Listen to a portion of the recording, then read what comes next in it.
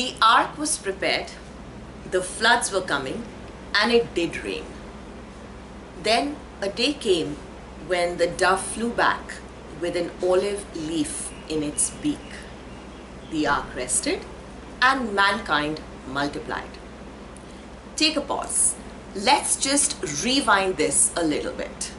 If the floods were coming and it was going to rain, why prepare an ark? Why not just request God to stop the rain? Well, that's a topic for some other day. Today, I am happy to be joining you for a session on what do you wish you had known and done before the present crisis hit us. Hello everyone, my name is Ratna Rathore and it gives me immense pleasure to be joining you virtually because we're in the work from home environment, and I pray and I believe that all of you and your loved ones and the family are doing well. So I'm going to be talking in my session today about primarily two things: what happened and why did it happen, and why are we talking about it? What do I mean by that? Allow me to explain. My session one, or rather section one of my session, is going to be focused on the historical context to where we find ourselves in the current crisis. And the second part, or the section two of the session, is going to be focused essentially on understanding how can we prepare ourselves financially for any such crisis that may or may not emerge in the future. And of course, something that at times misses an eye is avoiding pitfalls in situations that we find ourselves in. You know, Bible, which is a book of life, has something valuable to give to everyone. And it gave a rule to even one of the richest man in the world and a legendary investor called Warren Buffett. And do you know what that rule is? The rule is called the Noah's Ark rule. And the rule says, predicting rain doesn't count. Building an ark does. So what does that really mean, building an ark does? Allow me to give you historical context to where we are right now with respect to the present crisis, and why are we talking about preparing ourselves financially in the face of this crisis. So if I take you back a few months, early February, we had seen since then a series of black swan events which have occurred in our lives, not just in India, but globally. So I just used the term black swan event. What are black swan events, or what is a black swan event? A very renowned author, Nassim Taleb, has coined this word, which basically has three traits through which you can identify it. And it's really simple to understand. Number one, pre-facto, an event is considered very, very improbable that it may not occur. But once it occurs, the outcome of it is massive. And the last and the third trait of a black swan event is that after the occurrence or the post-facto of the event, explanations are put together to make the event seem very less random and very less probable. So that is what has happened, if I can just spell it out and break it up for you. So India was in a lockdown phase, lockdown 1, 2, 3, 4, and then recently on the 8th of June, an unlocked version of the country seems to be emerging. But why did we find ourselves, not just in India, but across the globe, in a lockdown situation? On 4 counts, and which is why this is called a black swan event. Coronavirus, or COVID-19, that it's known as, has spread at an unprecedented scale across the world, impacting almost over, to the last count, 220 countries worldwide. Second, there have been disruptions, economic slowdown, shutdowns across the globe. Thirdly, very large economies are almost on the brink of recession. So when I look at these particular events, what doesn't surprise or what shouldn't surprise you is the fact that epidemics and pandemics have been part of mankind for over 100 years. And with that have also been stock market crashes. So let's try and understand what have been the impact and why are we calling this a black swan event. So number one, coronavirus or COVID-19 as it is called has spread at an unprecedented scale across the world. Second, there have been disruptions, economic shutdowns again at a massive scale across the globe. Several economies have actually shut down and India itself has been in a lockdown phase for a very long time until recently. If you look around, global markets have collapsed and there are some very large economies which are on the brink of recession. Now, you may want to just stop and perhaps ask me that how are these events related to us and why are we talking about it in the current context of being prepared financially? So let me just try and explain this to you a bit further. Epidemics and pandemics are not happening to us for the first time. In fact, each of these have been part of human history or mankind for a very long time. Let's recount a few that have been part of lives, say since 1962. So whether it was the Zika virus, which was more recent, whether it was Ebola, whether it was SARS, whether it was MERS, whether it was the Spanish influenza or the Hong Kong flu, the fact of the matter is that all of these have happened in the past and now we're dealing with coronavirus. Second question that you may be thinking or perhaps wanting to ask me is, so if they have happened, why is it important today? I'm in my home and I'm interacting with you virtually. We all could have been right now in a room and having a conversation sitting side by side or across each other. Clearly, your life and my life has undergone a change because of all that is happening around us. And that change has impacted everyone. What do I mean by everyone? So whether you're a millennial who's listening to me, whether you're a Gen X, whether you're a baby boomer, or you perhaps belong to the silent generation, the fact of the matter is that each one of us is currently impacted.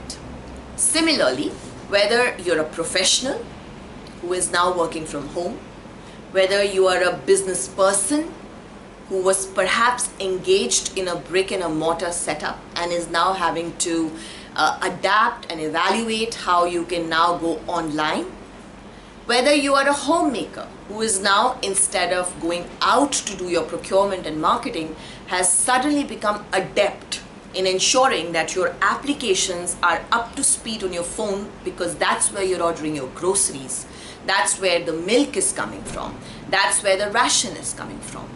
So do you see the change?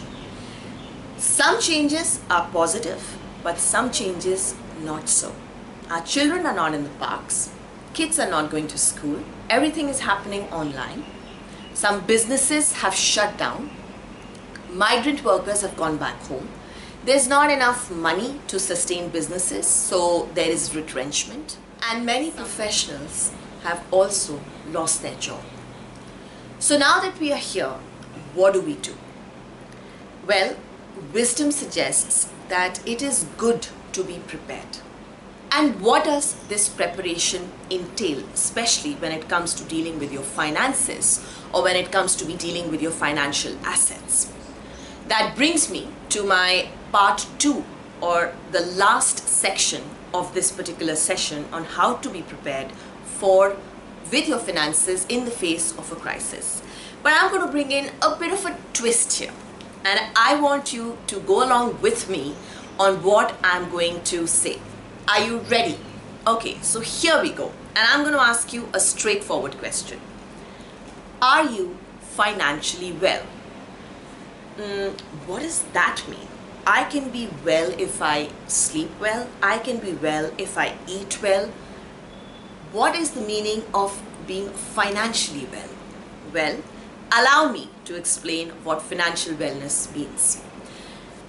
Financial wellness is part of your being, because if you're financially well, you are emotionally, mentally well as well, because things don't weigh you down on an important practical aspect of our life.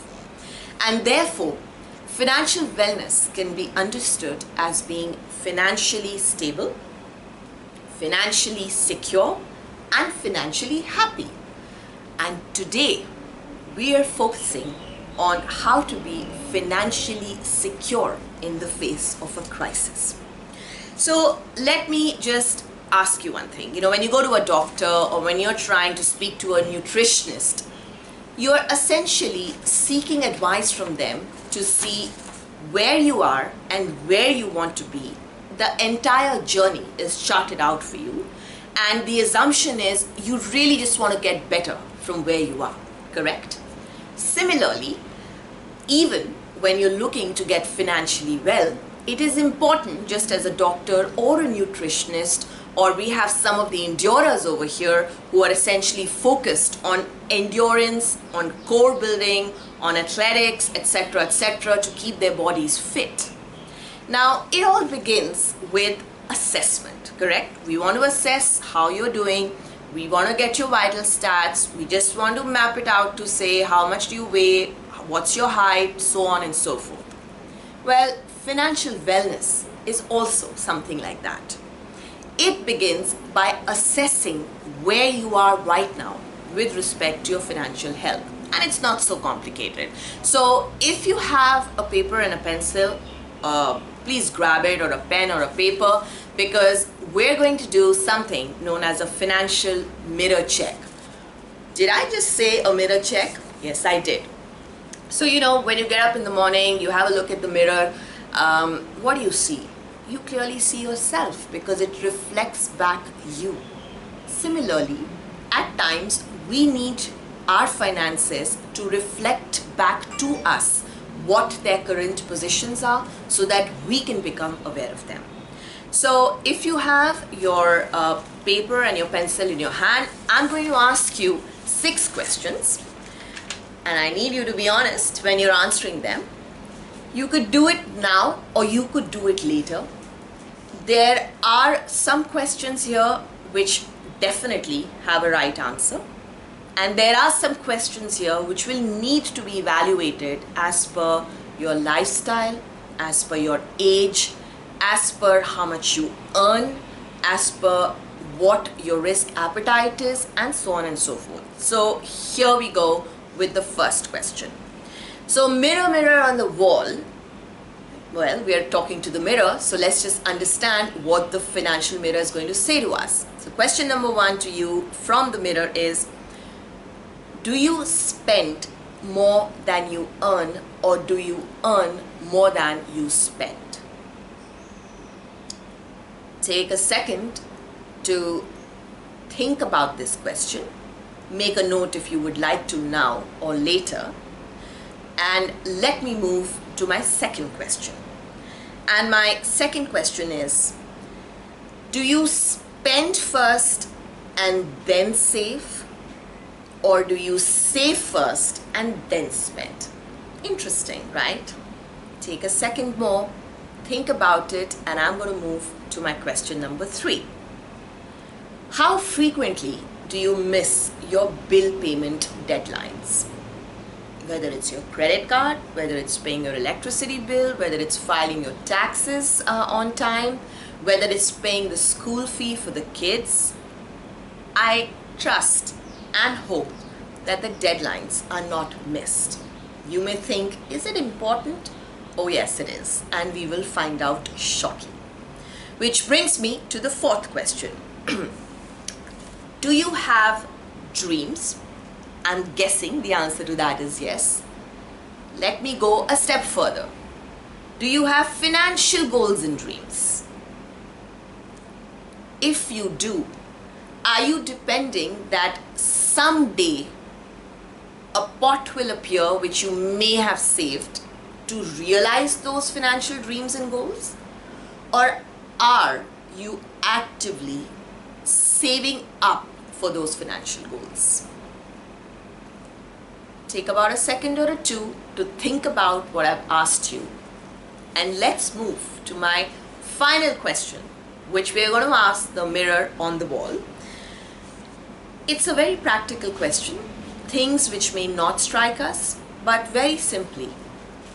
We live in India, we have a tax regime, and due to the current COVID crisis, the government has allowed us some more time to file our taxes. Have you taken advantage of the current tax regime that is available to us as citizens of India to ensure that you also use that opportunity to save and invest? So these are my 6 questions to you. If you have been able to answer them, fantastic. I am sure that this mirror check has spoken to you to help you assess and understand where you stand.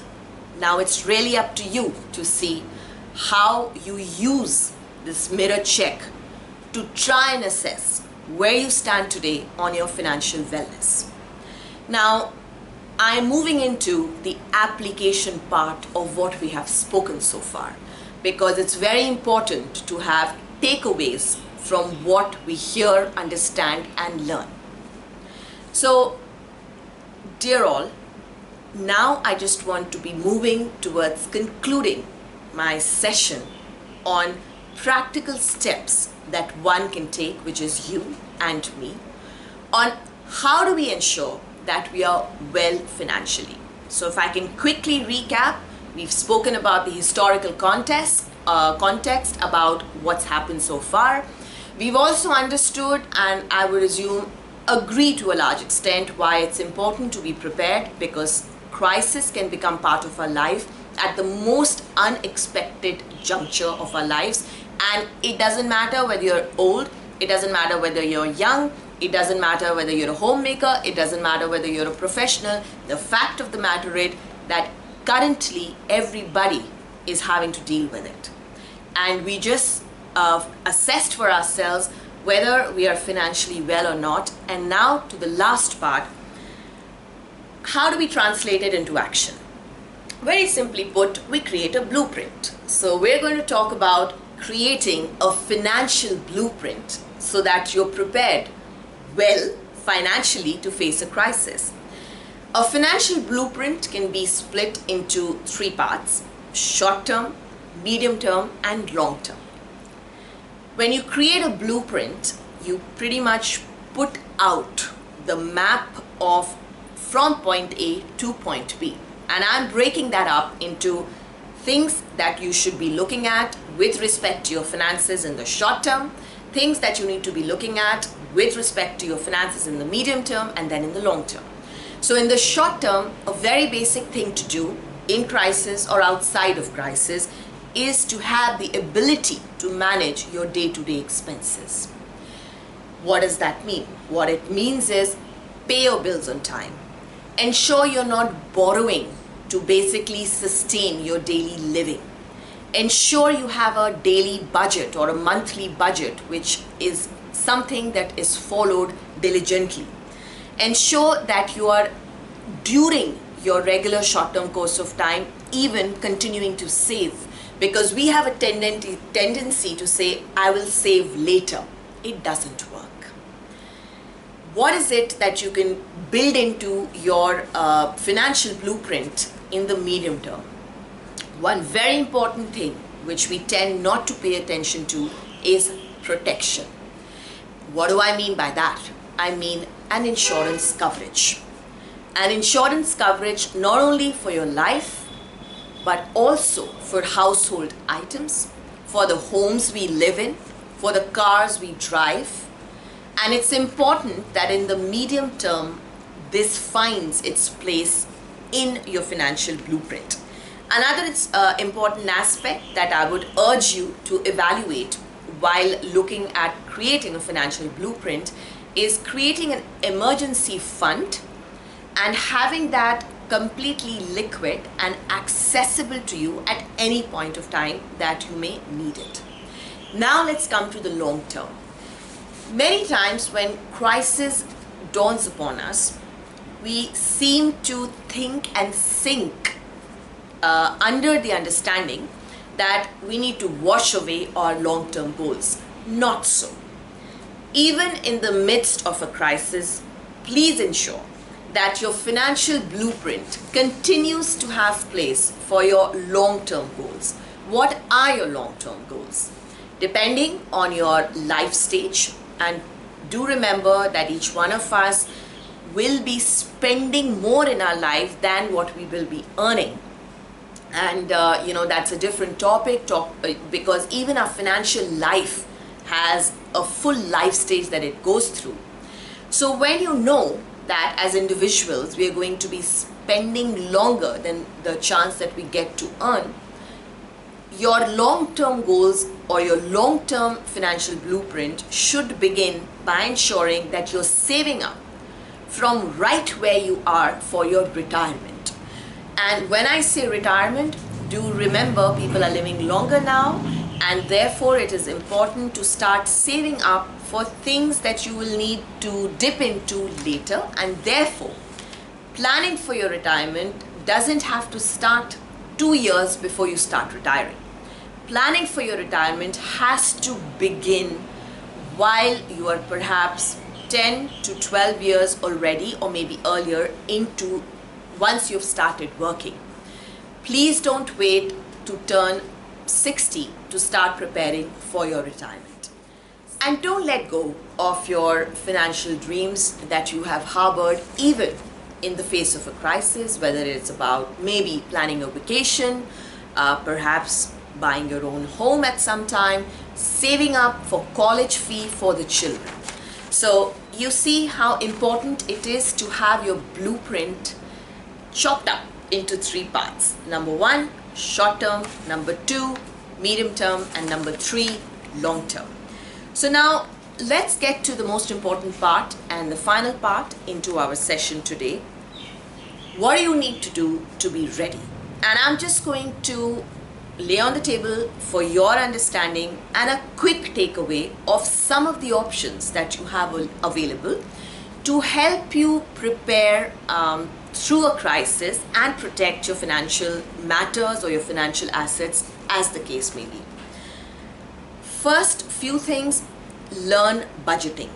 If you're not doing it already, I would urge you to ensure that your finances are drafted out into a budget, because not only will it help you to keep control on your expenses, it will also perhaps help you to ensure that there is no overspending or underspending in any category that currently may be occupying probably the largest chunk in your financial spending. Second, manage your debt very carefully.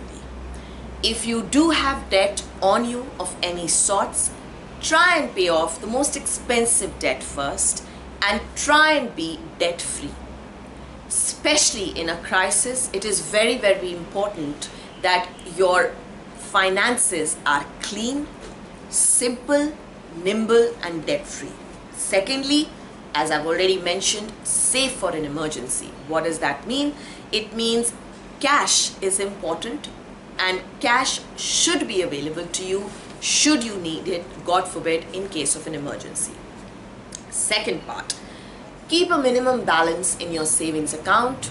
Don't let it be the least, but keep a minimum balance so that if you or any of your family members does have a requirement, you have access to it.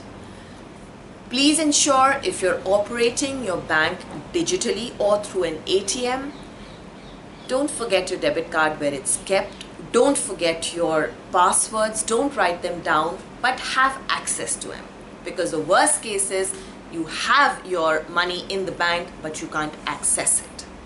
Thirdly, when you're creating the buffer, or rather if you're creating some sort of a fund in your bank account, try and maintain up to 6 months of your living expenses available to you. Because if you recall, when the lockdown was announced in India, it came upon us as more or less a surprise, because for some of us it was the first time. And therefore, it is important to ensure that we are not living on a treadmill where you earn and you spend, you earn and you spend. Create those buffers for yourself as a living expense. Finally, as we have already discussed, whether you're a bread earner in the family, whether you're a homemaker, please ensure that the family has adequate life insurance as well as health cover, things which we tend to ignore but are very important as part of your financial wellness. Also, let me just state this upfront and very clearly. It is very important to create a portfolio of financial assets. It is different from owning a home. It is different from owning a shop. It is different from owning land. Financial assets, and this is not the topic that we are covering today, but if I may take certain examples, and I will now, whether it's a fixed deposit, whether these are tax-free bonds, whether it's a PPF account, whether it's a mutual fund, whether it is investment maybe into gold, whether it is investment into stocks, do create a financial portfolio which is diversified in nature, because we all understand that you never put all eggs in one basket. And once you have done that, it is important to create and write your will. Again, some things which we run away from talking in our homes, but let's not do that. It is important also to ensure that if you are operating a bank account, do have nominees on your bank account. If it is a joint account, do let your husband or your wife and whoever that you're operating the joint account with made aware of where this bank account is, how can they access it, and what would be the right way to operate it. These are some things which are important, especially in the face of a crisis when you're not able to step out and access your finances.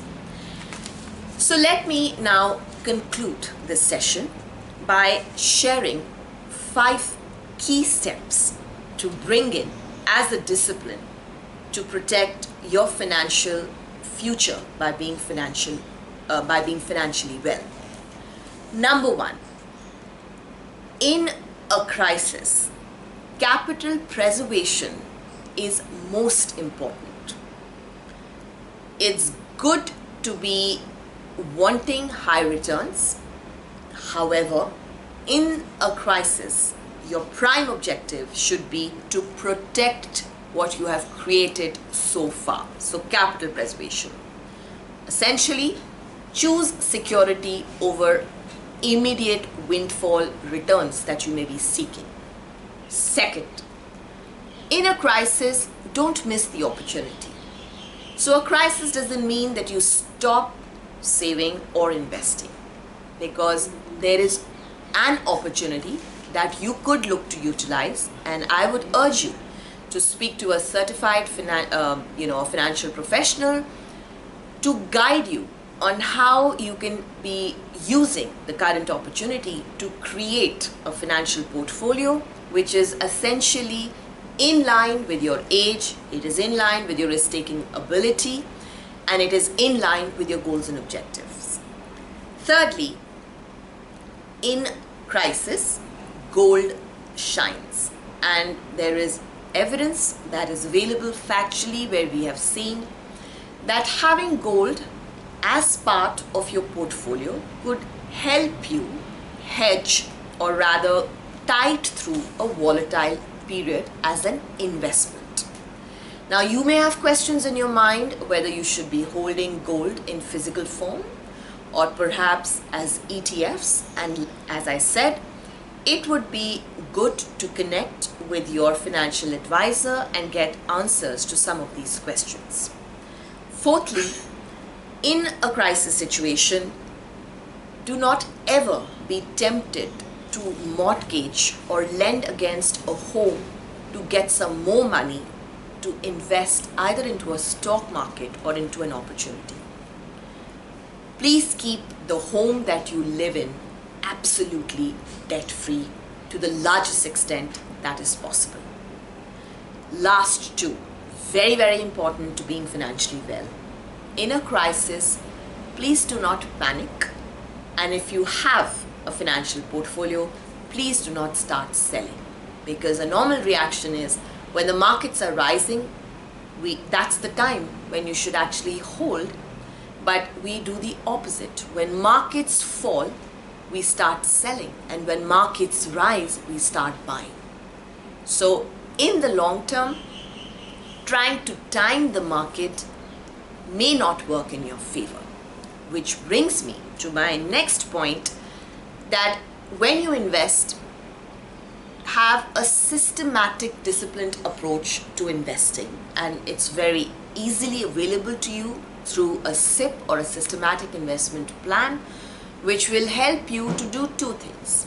It will help you to remain disciplined in saving up some amount from your income on a regular basis, and more importantly, it will ensure that you take advantage of any market dips, etc. that come through. And lastly, please don't stop investing. In a crisis, as I mentioned, there will always be opportunities that will be available to you. So keep your eyes on the long-term goal and keep investing. This brings me to the conclusion of my session with you today, which is how to be financially prepared in the face of a crisis. I really enjoyed putting this together for you, and I sincerely hope you enjoyed participating in this with me as well. Have a lovely day. Thank you.